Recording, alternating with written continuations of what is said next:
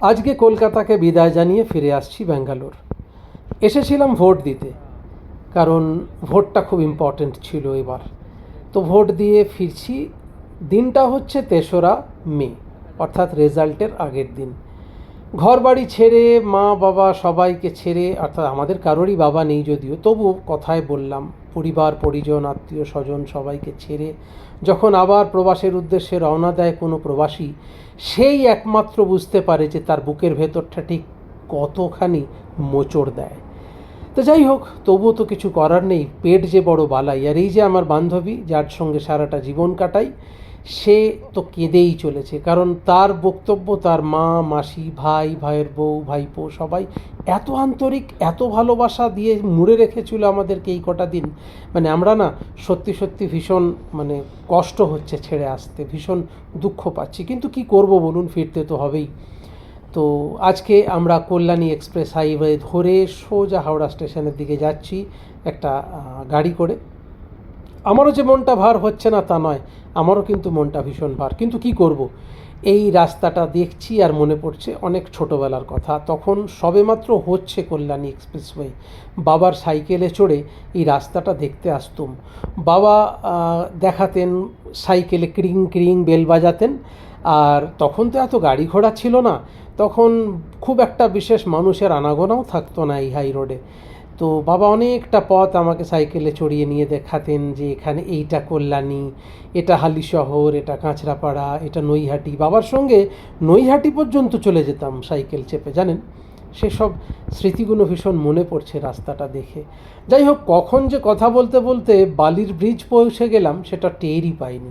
এটা বালি ব্রিজ, এরও কিন্তু একটা দারুণ ইতিহাস আছে। আমি চেষ্টা করব আপনাদের সঙ্গে এটা একদিন শেয়ার করতে। এইভাবে ভালো লাগা মন্দ লাগা নানান গান গল্প সব কিছু আলোচনা করতে করতে বন্ধুর সঙ্গে পথ দেখতে দেখতে কখন ঢুকে পড়লাম হাওড়ায়। সেই হাতে চালিত হাতে টানা রিক্সা, এগুলো সব সব কিছুকে বিদায় জানালাম, জানেন। বড় মনটা কষ্ট হচ্ছিল। ওই যে দেখুন দূরে হাওড়া ব্রিজ, এই যে বলছিলাম না হাতে টানা রিক্সা, বিদায় কলকাতা। এবার হাওড়া ব্রিজের মধ্যে দিয়ে সোজা আমরা চলে যাচ্ছি হাওড়া নিউ কমপ্লেক্সে, হাওড়া স্টেশনের নতুন কমপ্লেক্সে। মনটা বড় ভার লাগছে, কি বলবো, ভয়েস ওভার কি করব কিছু বুঝতে পারছি না, জানেন। কিন্তু তবুও যেতে তো হবেই বলুন। এই সেই জাতীয় পতাকা যার তল দিয়ে এলাম। এবারে আমার বন্ধু কিছু খাবার কেনার জন্য উদ্যোগ নিল, কারণ খেতে তো হবে যতই মন খারাপ করুক। আমি হাওড়া স্টেশনের ছবি ততক্ষণে তুলতে শুরু করলাম। বহু মানুষের আনাগোনা, কত মানুষ এখানে প্রতিদিন আনাগোনা করেন, কত মানুষের মনে, কারোর মনে কষ্ট, কারোর মনে আনন্দ, কারোর মনে নানান রকমের ভাবনা চিন্তা। এই হাওড়া স্টেশন সাক্ষী থাকে নিঃশব্দে।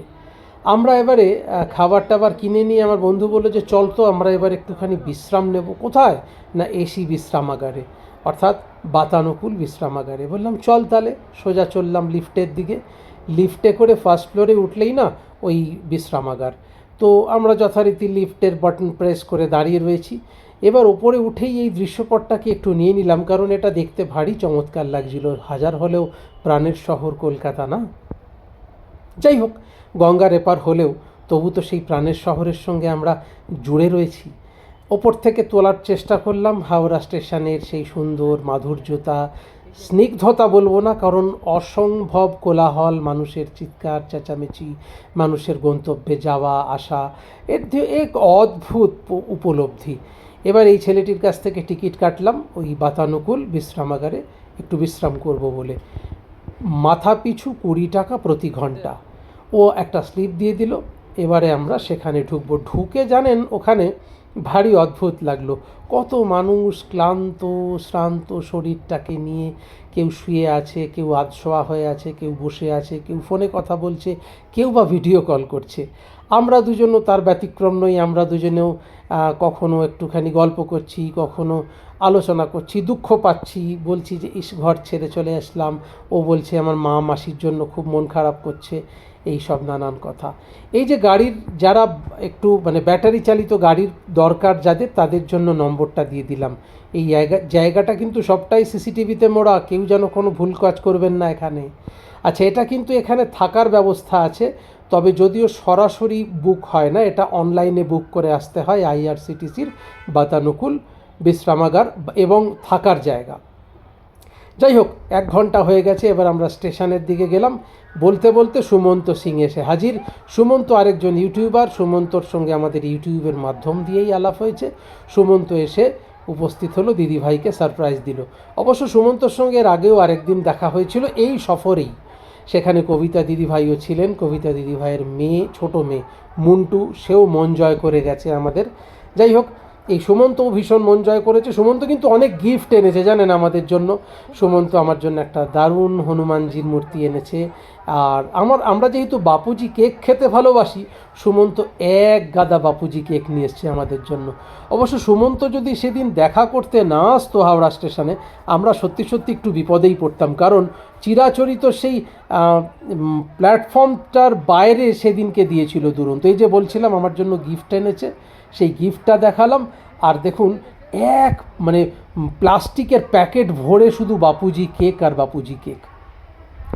সুমন্তর একটা ইউটিউব চ্যানেল আছে, এই যে দেখুন বাপুজি কেকগুলো। সুমন্তর একটা ইউটিউব চ্যানেল আছে, সুমন্ত সিং রাজপুত ওর চ্যানেলের নাম। ও বলল যে দাদাভাই একটু বলে দিও না, সবাই যেন সাবস্ক্রাইব করে। তাই আমি বলে দিলাম। ও কিন্তু খুব কর্মঠ, তামিলনাড়ুতে থাকে, যদিও ও ভোট দিতে এসেছিল কলকাতায়। সব অনেক পুরনো, মানে অনেক ইউটিউবারের বন্ধুরা এবারে এক জায়গায় হয়েছিলাম কলকাতায় এসে। আমি ওর চ্যানেলটার জন্য বলে দিলাম এখানে যে আপনারা দয়া করে ওর চ্যানেলটা সাবস্ক্রাইব করবেন। আবারও নামটা বলে দিচ্ছি, সুমন্ত সিং রাজপুত ওর চ্যানেলের নাম। এবার টাটা বিদায়। হাওড়া, কলকাতা, সুমন্ত, সবাইকে, কবিতা দি, মুন্টু, আমাদের পরিবার পরিজন সবাইকে বিদায় জানিয়ে আমরা এবার ট্রেনের জানলা দিয়ে দৃশ্যপট দেখতে দেখতে মন ভার হয়েছিল, সেটা আস্তে আস্তে হালকা হচ্ছে। কারণ প্রকৃতি এমনই একটা অপূর্ব সুন্দর জিনিস না, প্রকৃতি তার মায়ায় সব কিছু ভুলিয়ে দেয় জানেন। আমরা সেই গঙ্গা ব্রিজ কত কিছু দেখতে দেখতে ট্রেনের মধ্যে করে, মানে ট্রেনে করে সোজা চলে আসছি এবার ব্যাঙ্গালোরের উদ্দেশ্যে। তো এর মাঝখানে হঠাৎ সবাই মিলে বললো যে আমাদের না একটু খিদে খিদে লাগছে। সবাই বলতে আমার এই যে বললাম যে মানে আমার ঘরের যিনি হোম মিনিস্টার আর কি, এই যে দেখাচ্ছি, হোম মিনিস্টারের বড় জামাইবাবু এবং বর্দি, অর্থাৎ আমার তুহিনদা বর্দি।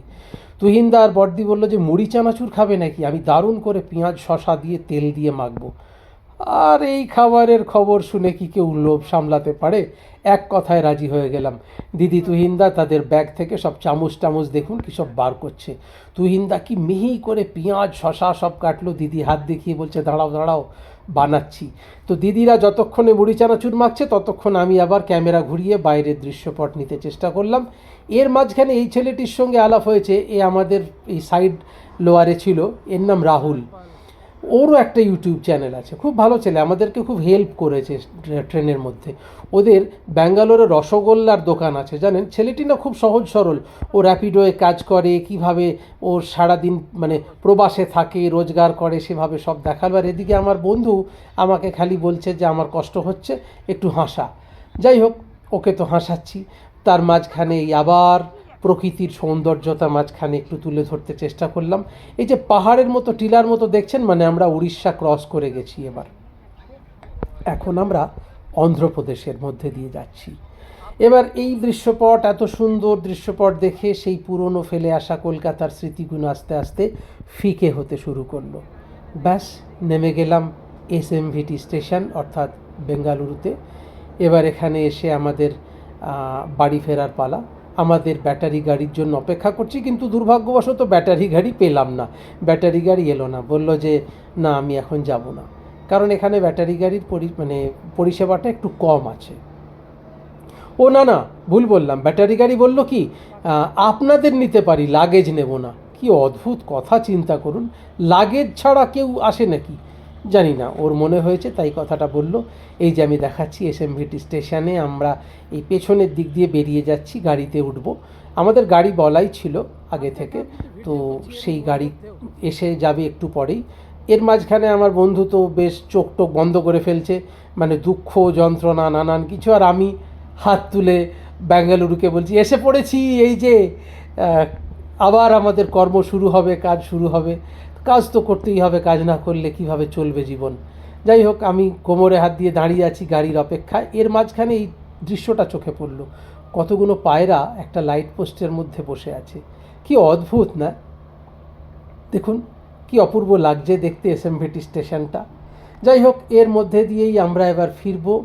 আমরা গাড়িতে উঠব, গাড়িতে উঠছি, গাড়ি এসে গেছে। আস্তে আস্তে এগিয়ে যাচ্ছি গাড়ির দিকে।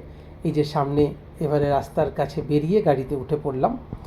তো উঠে পড়লাম বলতে এবার উঠবো গাড়িতে। আমি তার মাঝখানে চেষ্টা করছি একটু দেখাতে আপনাদেরকে। হ্যাঁ, এবার কিন্তু গাড়িতে উঠে পড়েছি। এই যে রাস্তা দিয়ে যাচ্ছি। ব্যাঙ্গালোর শহরের বাস, অটো, মানুষজন, কত কিছু। ভীষণ কষ্ট হচ্ছিল প্রথম দিনটা। মনে হচ্ছিল যে সেই স্মৃতিগুলো মনে পড়ছিল, কলকাতার ফেলে আসা, মানে বাড়ির স্মৃতি, পরিবার পরিজনের মানুষদের কথা। এর মাঝখানেও তো কোনো উপায় নেই, গাড়িতে বসে বসেই সব চুপচাপ হয়ে রয়েছে। তার মাঝখানেও আমি ওর মাথায় একটু হাত দিয়ে হাসানোর চেষ্টা করলাম। আপনাদের ভালো লাগলো? ভালো লাগলে কিন্তু জানাবেন। টাটা।